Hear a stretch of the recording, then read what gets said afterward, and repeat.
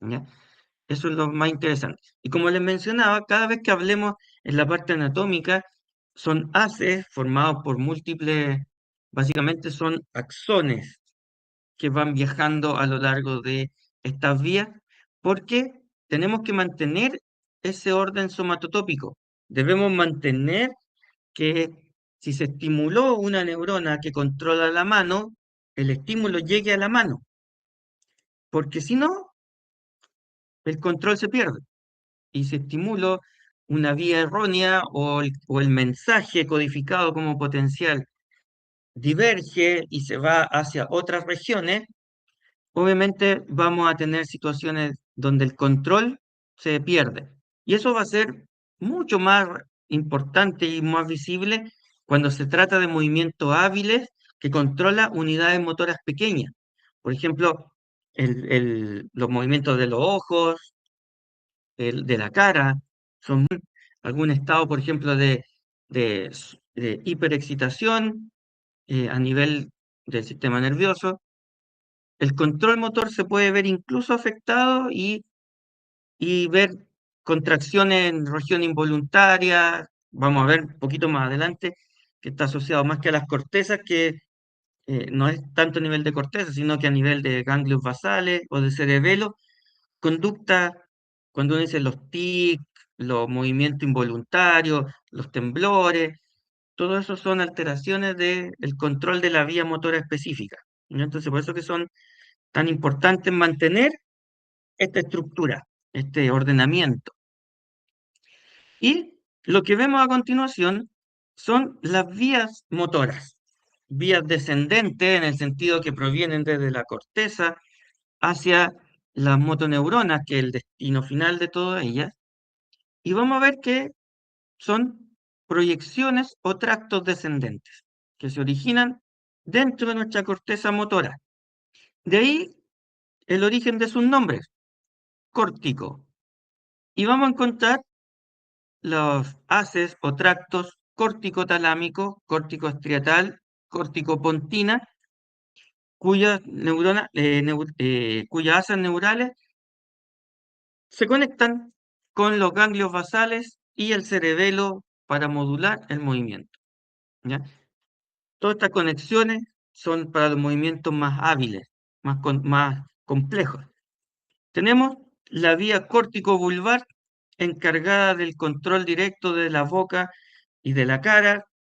Es una zona altamente representada también en el homúnculo, por lo tanto su vía es prácticamente una vía particular, específica y muy eh, eh, controlada.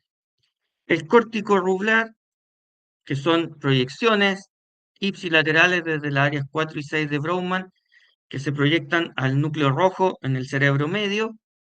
Es decir, fíjense cómo tiene origen en las cortezas motoras y premotoras.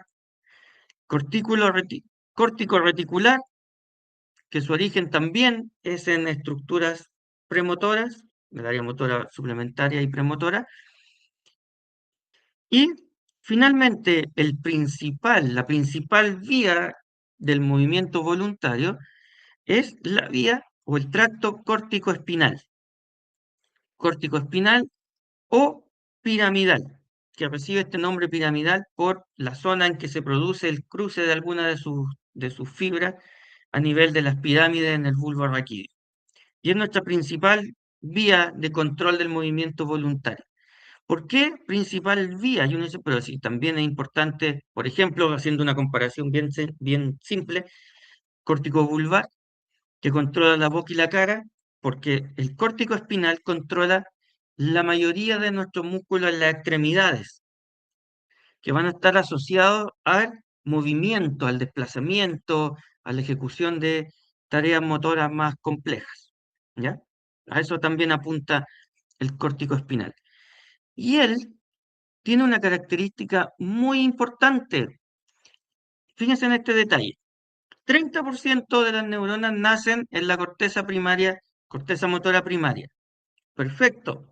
Es una, es una vía motora. Por lo tanto, que nazcan de la corteza motora primaria suena lógico. 30% en las cortezas premotoras. También. 60% por lo tanto tienen un origen motor, lo cual, perfecto, si una vía motora. Pero fíjense en este porcentaje, que es muy relevante.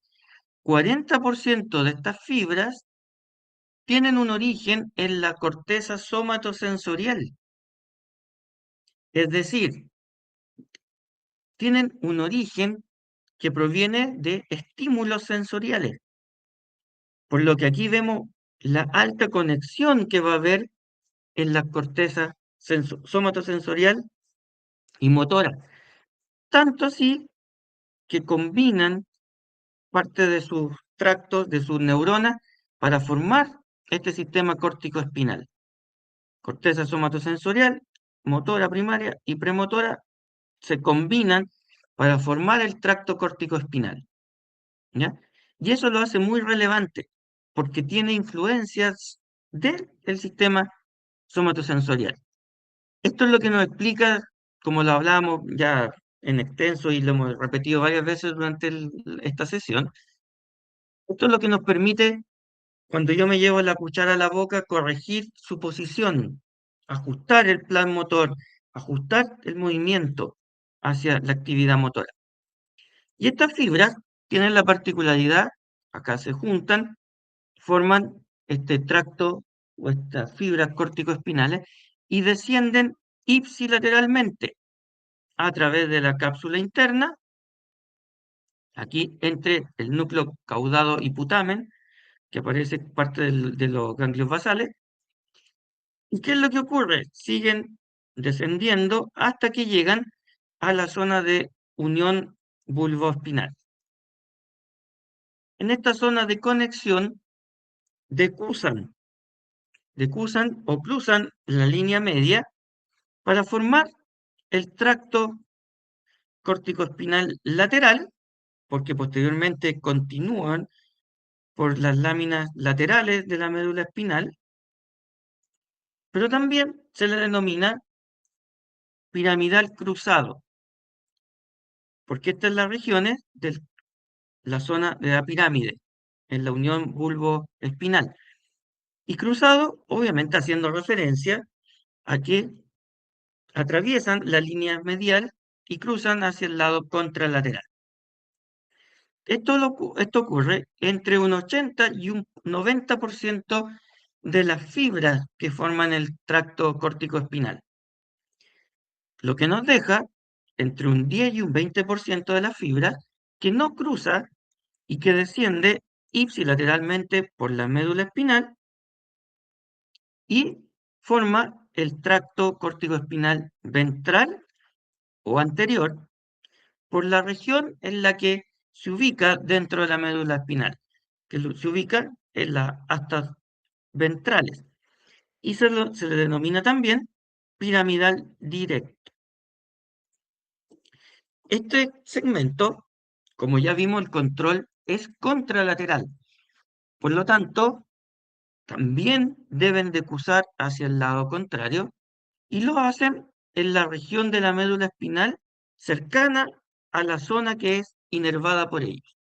Por lo tanto, tenemos esa gran diferencia en que el tracto corticoespinal cruzado, piramidal cruzado, decusa en las pirámides, en la unión bulbomedular, y el piramidal directo decusa a nivel de la médula espinal, próximo a los músculos que son inervados por él, ¿ya? Y ellos son nuestra vía principal de control motor. Tenemos también una forma de clasificación de las vías según la posición que van a ubicarse dentro de la médula espinal. Por eso es que vamos a ver que existen vías laterales, cuyo nombre deriva a que terminan en las porciones dorsolaterales de la sustancia gris medular, y vamos a encontrar en ellos el tracto corticoespinal lateral o corticopiramidal cruzado y el tracto rubroespinal. La característica combinada que tienen estos tractos es que ellos hacen sinapsis con las neuronas laterales en el acta ventral e inervan músculos distales y flexores. músculos distales que están alejados de nuestro centro y flexores.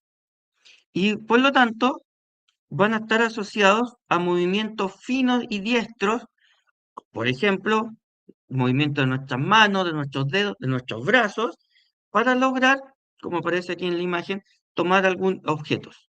¿Ya? Son movimientos finos y fíjense en el detalle. Estos músculos, estos tractos van a contraer directamente los músculos flexores.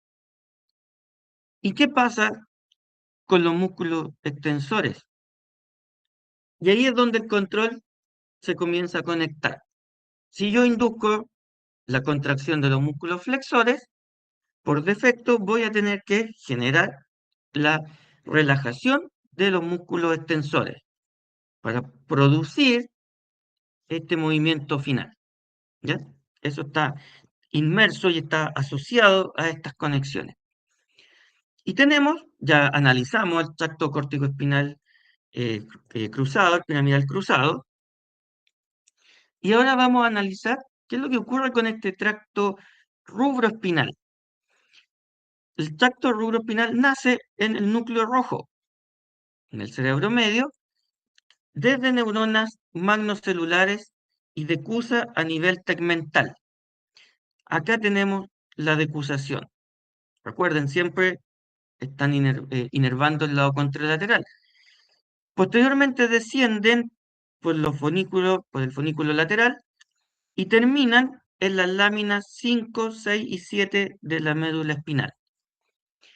En experimentos que se han hecho en animales, como aparece acá, la estimulación de este núcleo rojo genera la contracción de los músculos flexores también, ¿ya? E inhibe los músculos extensores, ¿ya? Que es lo que nosotros necesitamos producir de manera combinada para generar el movimiento. También, ya que tenemos estas dos vías laterales, vamos a tener vías ventrales. Vamos a tener vías, perdón, ventrales no, mediales. Vías mediales que terminan en las porciones ventromediales del asta anterior de la sustancia gris medular, ¿ya? En nuestra médula espinal.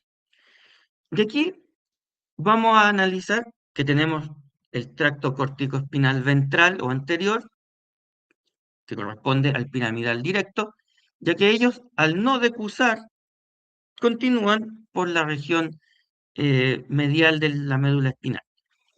Y vamos a encontrar también al tracto tectoespinal, que nace en las capas profundas de los colículos superiores, que tenemos acá.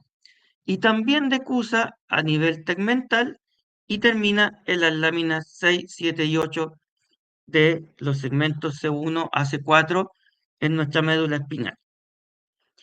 Estos colículos tienen una particularidad, los colículos superiores, que reciben las proyecciones y proyecciones, asúmanlo como que reciben la información sensorial que proviene del sistema visual, auditivo y somatosensorial, ¿ya? Por lo tanto, tenemos distintos puntos donde se van integrando esta información. Y como reciben los colículos superiores información visual y también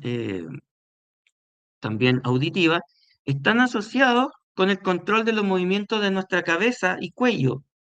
Por ejemplo, para centrar la atención visual o auditiva. Ellos responden en los ajustes que nosotros necesitamos para, por ejemplo, mirar hacia dónde provienen los estímulos y de esa manera estamos asociando el control motor con un movimiento hacia la aferencia sensorial, ¿ya? Son muy importantes en ese sentido para esta conexión. Y veamos qué ocurre también. Tenemos el tracto retículo-espinal, que nace en los grupos neuronales de la formación reticular, ¿ya? Y que pueden ser tanto excitatorios o inhibitorios. Y aquí tenemos un punto importante, por lo que ellos modulan la actividad de las motoneuronas, ¿ya? Tenemos esta graduación eh, eh, precisa de la información. a través del control a través de estas neuronas inhibitorias o excitatorias.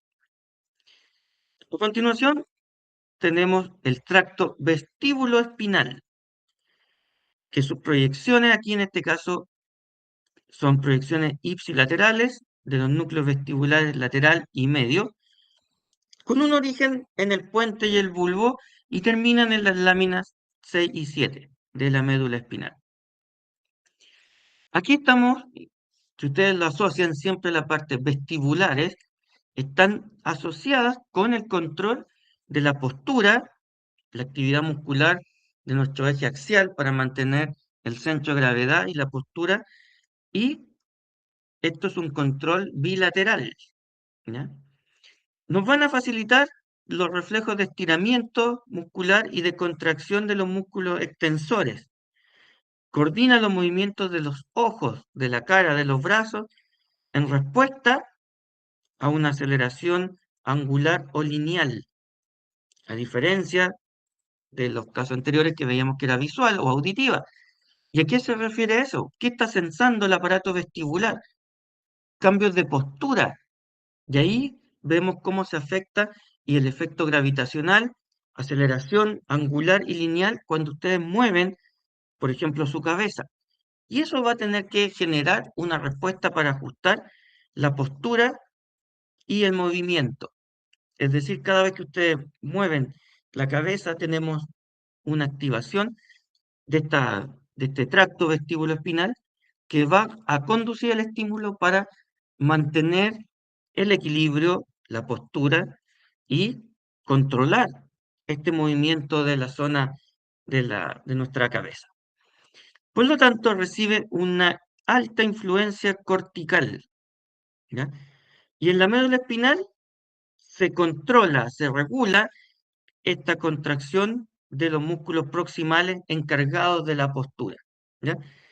Por ejemplo, increíblemente cuando ustedes mueven su cabeza y si ustedes se agachan, lo pueden notar sobre todo cuando hay dolencias musculares, hay inflamación o daño por una sobreestimulación. Fíjense cuando uno dice, me tengo que agachar, me duele la espalda, ¿ya? Si uno mueve el cuello, a veces el efecto para mantener la postura es contraer músculos de la región de nuestra espalda, que están encargados de la postura. Por eso es que es una actividad coordinada, ¿ya? Para mantener nuestra postura corporal. También podemos tener una clasificación de los tractos que están fuera del sistema piramidal, por eso se les llama el sistema extrapiramidal, que son las vías descendientes mediales, las que acabamos de mencionar, retículo espinal, vestíbulo espinal y tecto espinal, ya que ellas descienden por el cordón ventral y terminan en las áreas ventromediales de la médula espinal. Ellos controlan interneuronas, es decir, pueden controlar la estimulación o la inhibición de las motoneuronas directamente en el asta anterior, para de esa manera, a través de esta interneurona, controlar los músculos axiales de nuestro eje corporal y los músculos proximales de las extremidades. También se ocupan del control de la postura y del balance y controla unidades motoras grandes, como el ejemplo de la espalda, que son grandes grupos de unidades motoras también grandes. Si se fijan, esto nos lleva a una generalización, pero que la vamos a ver que tiene obviamente una correlación con lo que hemos mencionado, que esta vía extrapiramidal se especializa en el control de movimientos grandes, de postura, de mantención de nuestro equilibrio del eje corporal, mientras que el sistema piramidal se especializa en el control de movimientos finos y asociados, por ejemplo, a tomar cosas, a ejecutar programas de control fino, hábil del movimiento motor. Y aquí podemos ver un cuadro resumen de lo que acabamos de mencionar, ¿ya? De las vías laterales que van a estar encargados del movimiento de las extremidades, ¿ya? Destacando córtico espinal lateral, rubro espinal. Aquí tenemos entonces su, su descripción. Córtico espinal lateral, principalmente enfocado en el control de los músculos distales y, en el caso del rubro espinal, de los músculos flexores. Y fíjense cómo tenemos entonces un control de las extremidades y por otro lado un control de la postura a través del córtico espinal anterior y de las vías troncoencefálicas, que fueron las que mencionamos: vestíbulo espinal, retículo espinal, medial y lateral, y tecto espinal, donde podemos ver entonces este grado de control más expandido, ¿ya? Aquí tenemos entonces sistemas extrapiramidales y el piramidal que corresponde al córtico espinal anterior, ¿ya? Eso para que tengamos esa información de resumen. Al igual que esta tabla que nos habla de las vías motoras en términos de su ubicación, vías mediales y vías laterales, ¿ya? Donde encontramos córtico espinal lateral, rubro espinal, encargados del control a través de interneuronas, de controlar las motoneuronas alfa y gamma, pero de unidades motoras pequeñas. Fíjense, unidades motoras pequeñas que permiten movimientos precisos, finos, mientras que en el lado de las vías mediales, retículo espinal, vestíbulo espinal, tecto espinal, son unidades motoras grandes, control de grandes grupos musculares, por lo que no lo vamos a lograr control fino, porque no lo necesitamos, necesitamos control de mayores zonas de nuestro sistema motor, de nuestro sistema muscular.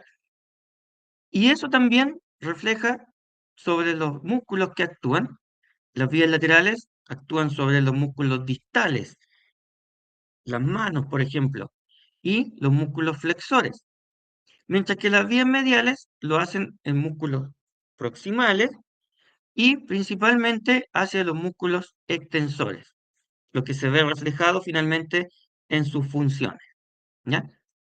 Vías laterales, movimientos hábiles, finos, diestros, mientras que las vías mediales, ajustes de postura, de equilibrio, y esto aquí no es que uno lo mencione que no es ninguno mejor que otro o más específico que otro, sino que incluso vean que cualquier movimiento que ustedes realicen va a tener asociado ambos sistemas. Para cualquier movimiento, tomar algo que está en un mueble alto, necesitamos la coordinación de los movimientos finos para tomarlo, pero también de los movimientos más burdos para mantener nuestra postura, no caernos, mantener el equilibrio, ¿ya? Por eso es que son altamente asociados estos procesos de control, ¿ya? Y eso correspondería, por lo tanto, a nuestras vías motoras descendentes. Asociado con lo que acabamos de mencionar de las cortezas motoras, con esto finalizamos la parte del control motor propiamente tal, con las estructuras motoras, y lo que nos queda por revisar son los últimos dos elementos de control, que son el cerebelo y los ganglios basales, que son estructuras subcorticales, que ellos no generan movimiento, sino que lo regulan, lo ajustan y les permiten dar contexto al movimiento motor, ¿ya?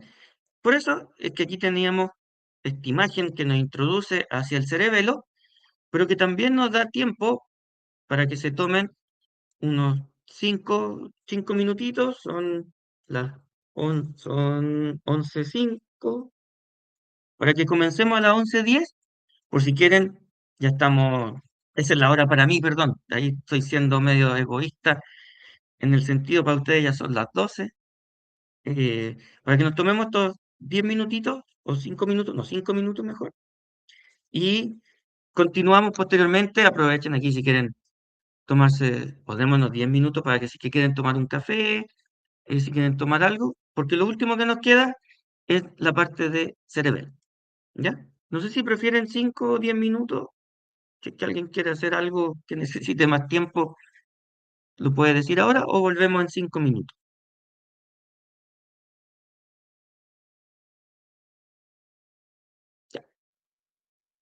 Dejémoslo en 5 minutitos entonces. Voy a dejar de compartir momentáneamente.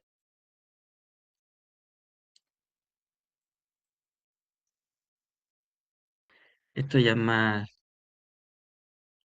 cortita, así que ya pasamos la parte más compleja. ¿Ya? Lo que nos queda por revisar tiene que ver en directa relación con dos estructuras que están directamente asociadas con la función motora, que son el cerebelo y los ganglios basales. Y esto haciendo un poco el símil de lo que era cuando ustedes analizan sistemas sensoriales, es una función equivalente a lo que sería el tálamo. Son estructuras de relevo, de asociación, que están directamente involucradas con, en este caso, el control motor, pero que no lo realizan directamente. Es decir, cuando uno estimula el cerebelo, no va a producir una activación motora. ¿Ya? De hecho, las lesiones cerebelares tienen una característica bien interesante que no afectan el desarrollo motor, pero sí lo alteran. Y se ve afectado la coordinación de los movimientos, se vuelven torpes, burdos, y las lesiones cerebelares suelen verse como una persona borracha. Así bien anecdóticamente, eh, suelen estar, incluso pueden hasta confundirse con, si uno ve a una persona que parece que está media ebria, eh, pudiese incluso ser un caso de una alteración del cerebelo. ¿Ya? Y eso también tiene relación con el efecto del alcohol sobre esta estructura, ya que emulan ese daño y disminuyen su función. Y si ustedes ven, si alguna vez lo han visto o experimentado, el alcohol no detiene los movimientos motores, sino que los vuelve toscos, burdos, pero se pueden seguir ejecutando. ¿Ya? Esa es la idea. Les comento, bueno, a veces siempre les doy los ejemplos del alcohol por temas de formación. Yo durante mi formación de doctorado trabajé con alcohol, por eso tengo asociado hartos ejemplos sobre estructuras cerebrales. Ya no es que tenga predilección o esté auspiciado por alguna bebida alcohólica que les quiera inducir que consuman. Ya es por esa cosa de formación solamente. ¿Ya? El cerebelo entonces es lo que nos va a tomar en los siguientes minutos. Y como en términos anatómicos, se ubica debajo del cerebro y está formado por tres lóbulos, el lóbulo anterior, el lóbulo posterior y un lóbulo flóculo novular que completa entonces esta estructura. Cada lóbulo del cerebelo está formado por lobulillos que a su vez están formados por estas laminillas en su interior. Y lo interesante, lo vamos a ver en unas imágenes posteriores, es que tiene una gran cantidad de neuronas en su interior de distinto tipo, con distintas funciones, lo que lo hace un centro de procesamiento muy, muy importante. Es una estructura altamente compleja que se ubica, como les mencionaba acá inicialmente, a modo de recuerdo, esto se lo saben mucho mejor que yo, debajo del lóbulo occipital. Y lo interesante de esto es que está conectado por tres pedúnculos cerebelares, que son, lo vamos a ver en esta imagen siguiente, aquí se ven los pedúnculos, que son el pedúnculo cerebeloso medio e inferior, que es por donde la información sensorial ingresa hacia el cerebelo, es decir, son sus vías aferentes, y sus vías eferentes abandonan el cerebelo por el pedúnculo cerebeloso superior. Volvamos acá a la imagen para que también podamos ver también la presencia y la separación de estos lóbulos por la fisura primaria y por la fisura posterolateral. ¿Ya? Eso como para que nos pongamos un poco en el contexto más anatómico. Las lesiones que afectan el cerebelo producen, como les mencionaba, un déficit en la coordinación motora. ¿Ya? No conducen a parálisis, tampoco pérdida de sensibilidad o incapacidad para interpretar una tarea, sino que la incapacidad o la dificultad está dada en realizar los movimientos. En otras palabras, las personas saben correctamente lo que deben hacer, pero no lo logran ejecutar correctamente. ¿Ya? A eso apunta ese mensaje. Y como les mencionaba, aquí tenemos las vías aferente y eferente. Y en esta imagen, que nos resulta bastante útil, podemos ver una segunda división de la estructura del cerebelo en base a áreas, donde tenemos un área central que correspondería a la vermis, inmediatamente al lado la paravermis y en los extremos laterales los hemisferios. Y en este punto es bien interesante destacar que cuando nosotros analizamos una visión del cerebelo, lo que estamos viendo básicamente es su corteza y en su interior vamos a encontrar la sustancia blanca del cerebelo. ¿Ya? La corteza recubre esta estructura y dentro de ella encontramos cuatro núcleos cerebelares. Tenemos los núcleos cerebelares. Exactamente, tenemos el núcleo del fastigio, el núcleo dentado, y este núcleo interpósito también puede ser separado en los núcleos globoso y emboliforme, que se les conoce también como núcleo interespósito. Y estos son núcleos cerebelosos profundos que vamos a encontrar perdón, y vamos a ver cómo son importantes para el funcionamiento del cerebelo.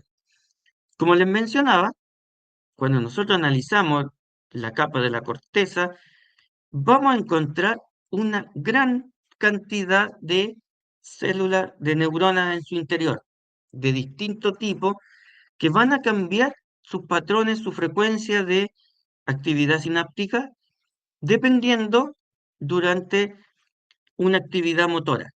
Por ejemplo, fíjense aquí tenemos un patrón continuo que es durante la estimulación, perdón, durante una fase de reposo, y ven lo que ocurre cuando el cerebelo está participando de una actividad motora, un movimiento alternante, donde hay movimiento y relajación, tenemos un cambio en la actividad sináptica del cerebelo, y eso va a estar dado porque encontramos una gran cantidad de sinapsis en su interior.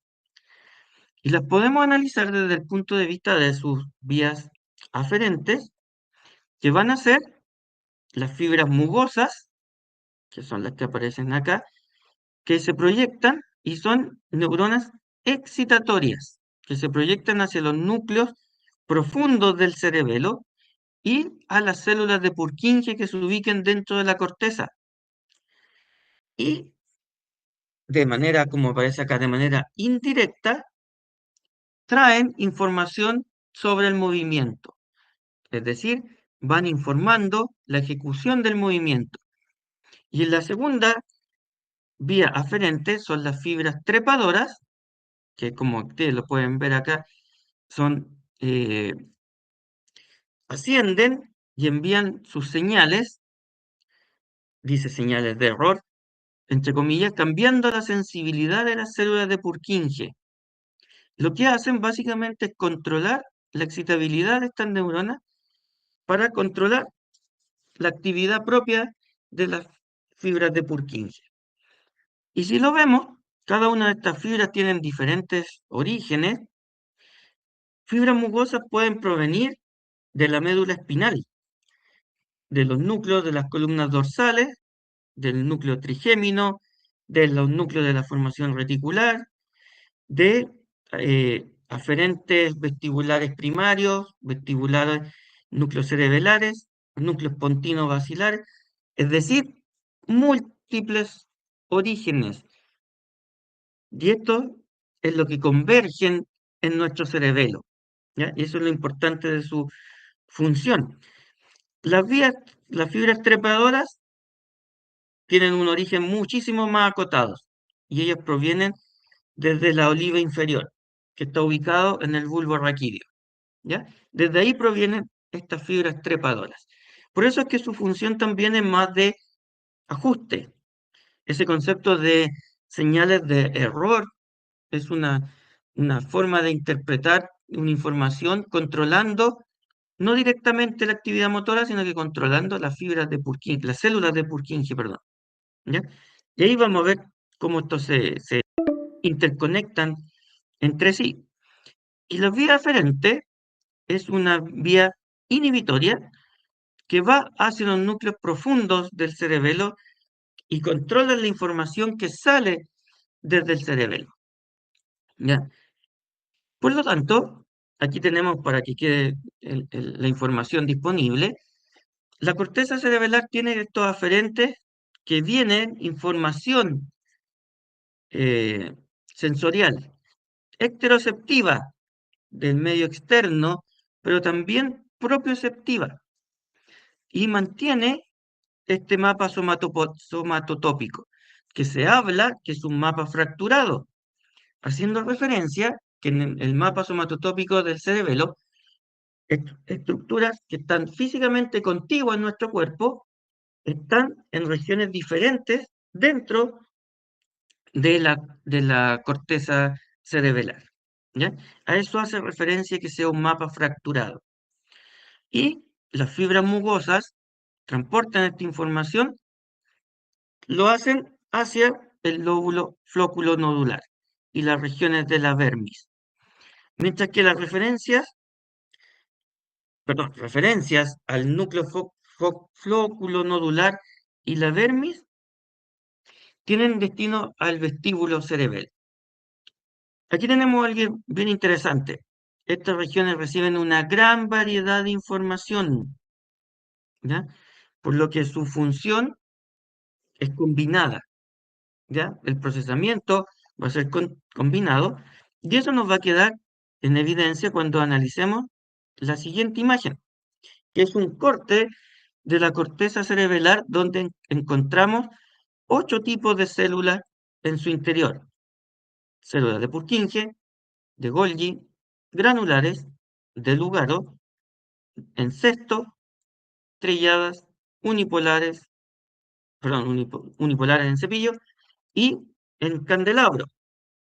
Básicamente, los nombres provienen de la forma que tienen las proyecciones que forman estas neuronas y lo interesante de esto es que las podemos asociar a las distintas capas de la corteza cerebelar, como vemos que las células en cesto y estrelladas las encontramos en la capa molecular de la corteza, que es la zona más externa, en la capa granular, que es la zona más profunda, encontramos células de Golgi, granulares de Lugaro y unipolares en cepillo.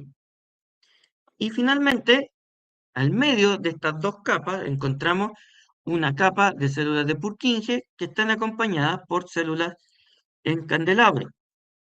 Y lo interesante de esto es que podemos separarlas y vemos que las únicas eferencias de la corteza cerebelar corresponden a las células de Purkinje, ¿ya?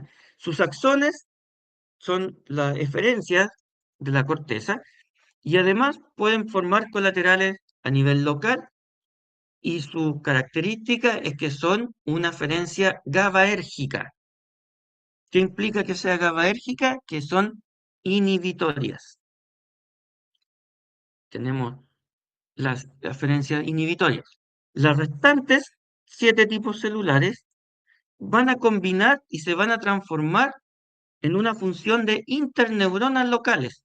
Es decir, se van a comunicar dentro de la corteza cerebelar y las podemos separar en algunas GABAérgicas, como las que aparecen acá, Golgi, Lugaro, Cesto, Estrellada y en Candelabro, que son inhibitorias. Por lo tanto, tienen una función de procesar y refinar las señales que van entrando al cerebelo para permitir ajustar el tiempo, la precisión, la coordinación de los movimientos motores y la función cognitiva, ya que ellas, como son interneuronas, finalmente controlan la actividad de las células de Purkinje. Y véanlo desde un punto de vista sináptico. Si las células de Purkinje son inhibitorias, podemos tener un aumento en su actividad para que sean inhibitorias en mayor extensión o una inhibición en la inhibición o inhibiendo las células de Purkinje para que su función inhibitoria disminuya. Y esa es la manera en que podemos controlar esta actividad cerebral. Y en términos restantes, las células granulares, que son las que nos van quedando acá, y las células unipolares en cepillo, son las únicas células excitatorias que encontramos dentro de nuestra estructura cerebral, ¿ya? Dentro de la corteza cerebral. Asimismo, las funciones del cerebelo se han ido asociando con las regiones particulares o secciones del cerebelo, dando una relación estructura-función. Y por ejemplo, vamos a encontrar que en nuestro cerebelo tenemos el denominado vestíbulo cerebelo, que está constituido, es es una forma de identificarlo en base a su función, regiones funcionales del cerebelo, por el lóbulo flóculo nodular. Y es un centro asociado con el equilibrio, la posición de la cabeza y del cuerpo en el espacio. Por eso es que no es sorprendente que sus vías aferentes tengan un origen en el oído interno y que atraviesen a través del nervio vestibular y llegan al cerebelo a través del pedúnculo cerebeloso inferior. Dentro del cerebelo se procesa esta información y tiene como regiones de procesamiento el lóbulo flóculo nodular y específicamente el núcleo del fastigio. Aquí se procesa esta información para que tenga una vía eferente que sale por el pedúnculo hacia los núcleos vestibulares en el tronco encefálico. ¿Para qué? Para el control ocular y para el control de la postura a través de la vía vestíbulo espinal. Aquí tenemos entonces un ejemplo de procesamiento en este caso. Les dejo aquí como información adicional cuáles son las alteraciones que pueden sufrir en términos de el efecto que produce daño en el vestíbulo cerebelo. ¿Qué ocurre con la siguiente sección funcional del cerebelo, que es el espinocerebelo? Como su nombre lo indica, va a tener conexiones hacia la médula y va a estar asociado al control de la postura corporal a través de estos músculos somáticos y representa una zona de los hemisferios cerebelosos y de la vermis. Su origen, propioceptores, están encargados de control de la postura. Y tenemos aquí la descripción de los tractos por los que ingresa la información, que son tractos espinales y el cuneo cerebeloso, para la información específica de los brazos. ¿Qué es lo interesante de esto? Que va hacia la vermis y la región paravermiosa y genera una integración de la información para que a través del pedúnculo cerebeloso superior su eferencia viaja hacia los núcleos vestibulares y formación reticular para ajustar el equilibrio y la postura. Esta información es exactamente la misma que acabamos de describir previamente. Es decir, ellos se conectan y regulan la actividad de estos tractos, ¿ya? Y del origen de los potenciales de acción. Y finalmente tenemos el cerebro-cerebelo, que es el que tiene conexiones hacia la médula, hacia la corteza, que son los encargados del control y la planificación de los movimientos, de precisión, de mayor destreza. Por eso es que tiene origen en neuronas sensoriales de áreas motoras, premotoras y de la corteza somatosensorial. ¿Y hacia dónde se dirigen? Hacia los hemisferios laterales del cerebelo.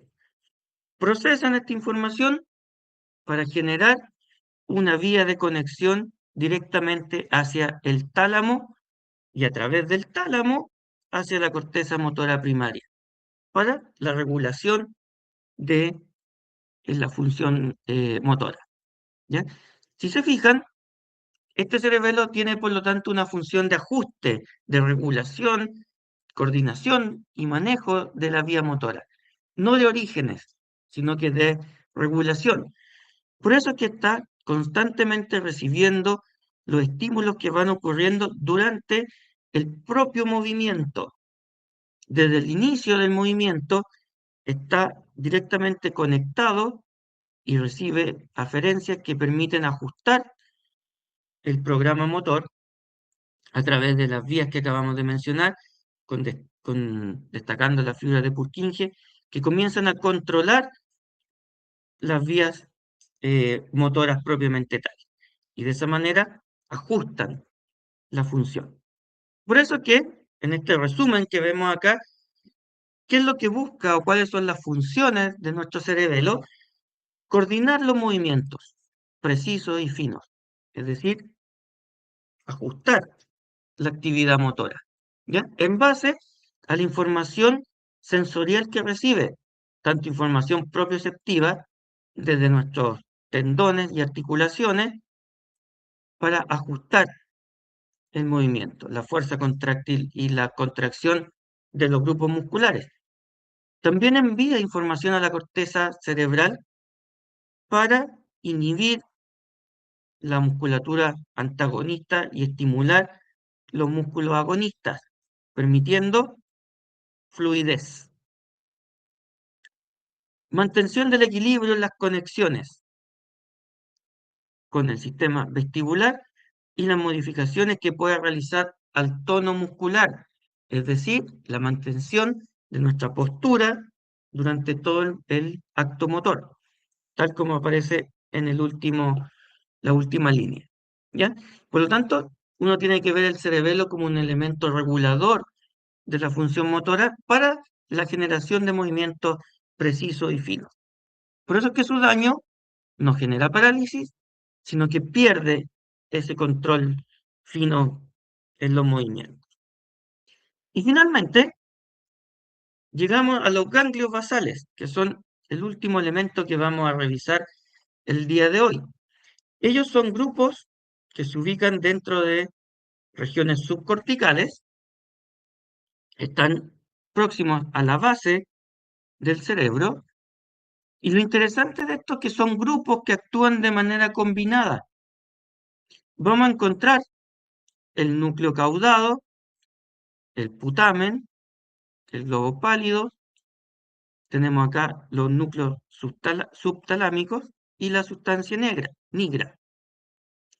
Fíjense que los ganglios basales no es una estructura compacta como lo podría hacer el cerebelo que acabamos de analizar, sino que ellos actúan de manera combinada e incluso se agrupan para formar estructuras funcionales como el cuerpo estriado, que es la unión de la actividad de los núcleos caudado y putamen, y del núcleo lenticular, que es el putamen, con el globo pálido. Por lo tanto, los ganglios basales están altamente asociados en su función para cumplir la, la regulación de los movimientos voluntarios de manera inconsciente, como son las tareas rutinarias, diarias, movimientos aprendidos. Participan en el control del tono muscular, de la postura corporal y facilitan la iniciación del movimiento voluntario, ¿ya? Modulando los programas motores que están provenientes y generados desde la corteza motora. Y finalmente participa en la planificación y vamos a ver más que nada en el ajuste de los programas motores para la actividad propiamente tal, lo que nos va a permitir regular su intensidad, dirección y la secuencia del movimiento.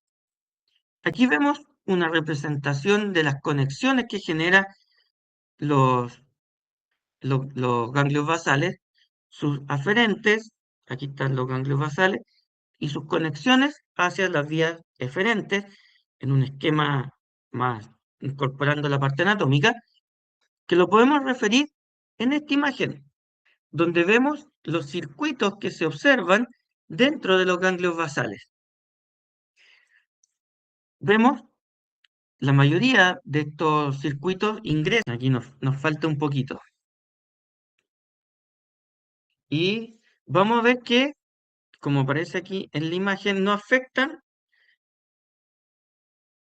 acá, no causan debilidad ni alteraciones de los reflejos, sino que vamos a ver que esto nos podemos desequilibrar hacia un lado en que hay un exceso de actividad motora en los trastornos hipercinéticos o una disminución en los trastornos hipocinéticos. Y lo que se ve alterado es la capacidad de generar el movimiento y alteraciones en el tono muscular y, por ende, en la postura corporal. Entonces vamos a usar como ejemplo uno de cada caso. El primero de ellos es la coria, que es una patología hipercinética. Es un trastorno que se caracteriza por tener movimientos involuntarios, rápidos, bruscos, breves, sin finalidad aparente, ¿ya? Como estamos viendo acá, en los brazos y en las piernas, pero también veremos a continuación que se genera un temblor cefálico segmentario, es decir, hay un temblor en la mandíbula, en la lengua y en la barbilla, lo que hace esta coria bien distinguible de otras patologías. Fíjense acá, cómo tiene movimientos mandibulares y linguales que son totalmente espontáneos, sin ninguna función, obviamente, aparente, lo que obviamente va a repercutir en la capacidad de hablar en la persona, pero también estos se ven a un nivel más, a mayor escala, donde se ve afectada incluso la marcha motriz, ¿ya? Tanto así que a este coria se le conocía anteriormente como el baile de San Vito. Veamos acá cómo se ve. Tenemos una persona que sufre de coria de Huntington y son movimientos rápidos en las extremidades, una marcha pendulante, falta de persistencia motora, es decir, de mantener, en este ejemplo, la actividad motora, y específicamente estamos viendo una marcha eh, de caminar, acompañado por las muecas faciales, atasia y distonía que veíamos en el video anterior, que dificulta obviamente el habla.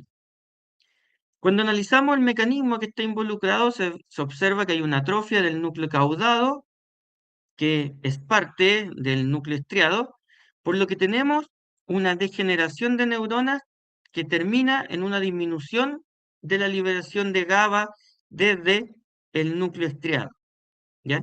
Por una destrucción de neuronas se produce esta alteración, que la podemos ver en el esquema del circuito donde en condiciones fisiológicas esto debería el estriado liberar GABA para inhibir el globus pálido, el cual va a inhibir, perdón, debería liberar GABA para inhibir el tálamo y de esa manera disminuir la activación de las cortezas motora y premotora. Sin embargo, ante el daño del núcleo estriado, que se ve reflejado en una sobreestimulación del globo pálido, y esta sobreestimulación genera que finalmente las neuronas GABAérgicas no puedan liberar GABA suficiente. El tálamo se ve constantemente sobreestimulado, generando una estimulación excesiva de las cortezas motora y premotora, ¿ya? Lo que explica entonces el comportamiento excitatorio, hipercinético, y esto potencia la vía indirecta que va, por lo tanto, a verse también afectada por un bloqueo en la inhibición sobre el tálamo. ¿Cuál es el conjunto, el efecto final? El fenómeno de hipercinesia, como veíamos, con esos espasmos y movimientos involuntarios. ¿Qué ocurre en el caso contrario? Un ejemplo de una patología hipocinética que sería la enfermedad de Parkinson, que es un trastorno neurodegenerativo, idiopático, crónico y progresivo. Aquí tenemos la situación contraria, lentitud y escasez de movimientos progresiva, una bradicinesia, y dificultad para iniciar el movimiento.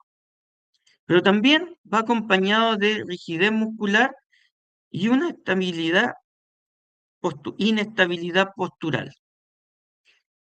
Y el síntoma clínico más reconocido, un temblor de reposo, en el que disminuye durante el movimiento en estadios iniciales de la patología, porque posteriormente incluso se vuelve imposible reducir ese temblor, y está ausente durante el sueño.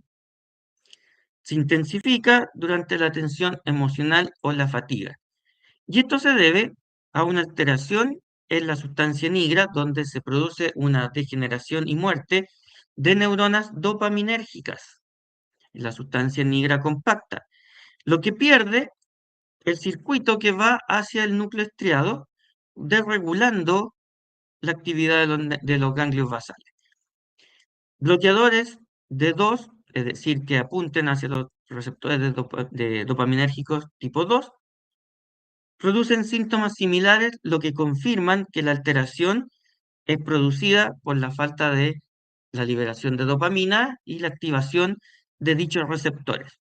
Por eso que el tratamiento farmacológico actual, que apunta directamente hacia la sintomatología, es suministrar L-Dopa, que es un fármaco precursor para la síntesis de dopamina, por lo cual se busca aumentar de manera farmacológica la disponibilidad de dopamina generada por las neuronas dopaminérgicas remanentes de la sustancia nigra compacta. Aquí vemos el circuito donde tenemos la pérdida de la liberación de dopamina por la muerte y la destrucción de la sustancia nigra compacta.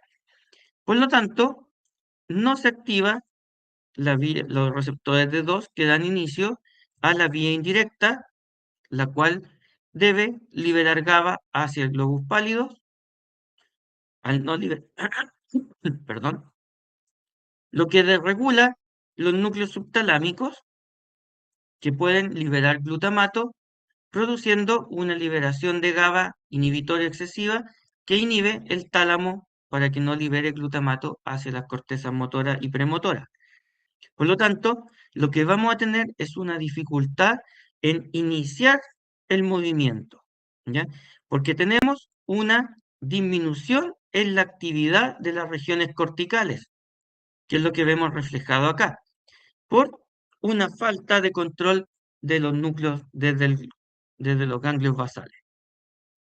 Esta degeneración de la sustancia negra compacta va a afectar tanto los circuitos directos e indirectos, ya que ambos deben estar actuando de manera coordinada, y las neuronas GABAérgicas disminuyen su descarga hacia el globus pálido y la sustancia negra reticular, que finalmente están encargadas de inhibir el tálamo, ¿ya? En ausencia se produce una sobreestimulación.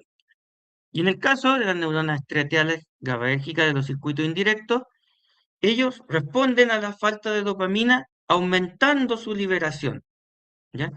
Lo que finalmente va a estimular al globus pálido, su región externa, su segmento externo, para finalmente inhibir al tálamo, ¿ya? El circuito converge en la inhibición sobre el tálamo, que va a disminuir la activación sobre la corteza motora. Y en este caso tenemos un trastorno hipocinético. Entonces, como para no finalizar todo lo que hemos visto con una patología y, una, y un tratamiento no tan exitoso hasta la fecha, les quería mostrar este video, que son tratamientos donde se busca más que, no de manera farmacológica, sino que de manera eléctrica, compensar la actividad perdida por el globus pálido, perdón, por la sustancia negra compacta. Y lo que ustedes ven es un paciente que sufre de enfermedad de Parkinson, que se le ha introducido un electrodo que controla directamente la función de las cortezas motoras y fíjense cómo al ir aumentando esta actividad se logra compensar el desbalance a causa del daño de los ganglios basales, recuperando el control motor.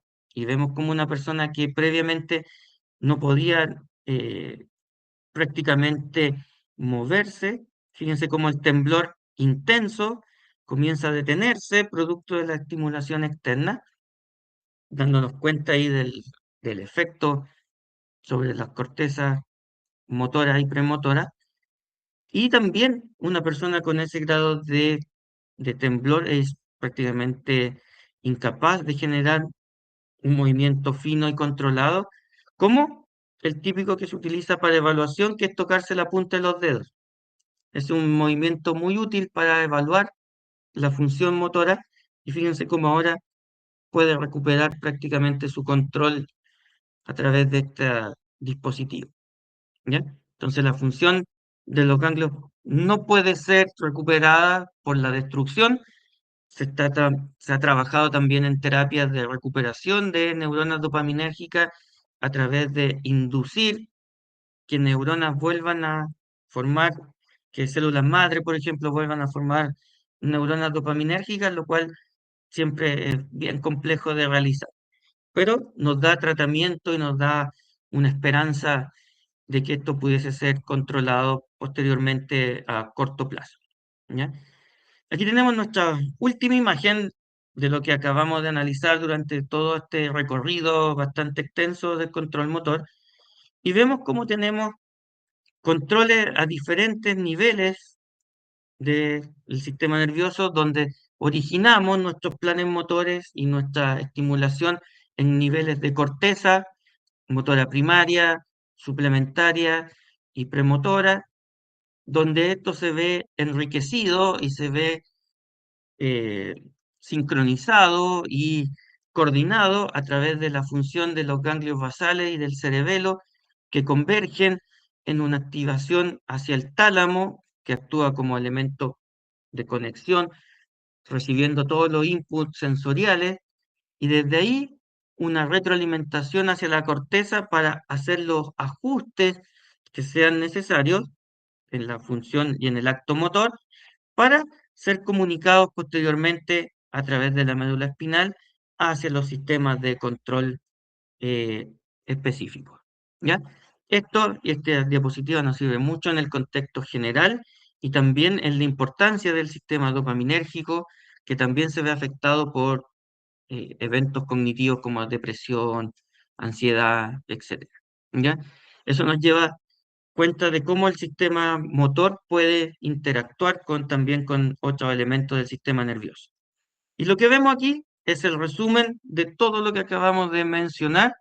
Comenzamos viendo lo que ocurre a nivel de nuestros músculos, la propiocepción, cómo esto puede tener actos reflejos con la médula espinal, pero cómo también estos estímulos son conducidos hacia los centros superiores, en la corteza cerebral, para iniciar, para ajustar un plan motor, utilizando también estructuras de control como los ganglios basales, como el cerebelo que acabamos de describir, y finalmente eso nos permite ejecutar funciones cada vez más complejas y ojalá que después de lo que hemos conversado puedan ver la complejidad de las conexiones, interacciones que ocurren en el sistema nervioso cada vez que hacemos actividades tan sencillas como conectarse a esta reunión las 4 veces que tuvimos que reconectarnos, ¿ya? Entonces tengan eso en mente, todo esto después lo van a utilizar en patología, en farmacología, pero lo importante es que acabamos de ver cómo podemos controlar todas estas funciones para llevar a cabo algunas funciones que son, pero básicamente espectaculares. Piensen cuando un pianista da un concierto, la habilidad que uno puede apreciar, cómo controla el movimiento de sus dedos, cómo controla y cualquier acto motor, gimnasta, deportista, incluso en la vida cotidiana podemos hacer cosas que son únicas para el ser humano, ¿ya? Así que esa era nuestra última imagen que teníamos que revisar. No sé si tienen alguna duda, alguna consulta que quieran discutir antes de finalizar. Me imagino ya están cansados ya, cansadas, No hay dudas, profe. ¿no? Perfecto. Entonces, esto sí ya es como un doble agradecimiento por su muy buena disposición. Disculpen las fallas técnicas que teníamos, yo nunca ni siquiera sabía que el Meet, cuando uno fijaba una reunión, se iba a cortar a 1 hora. Así que muchas gracias.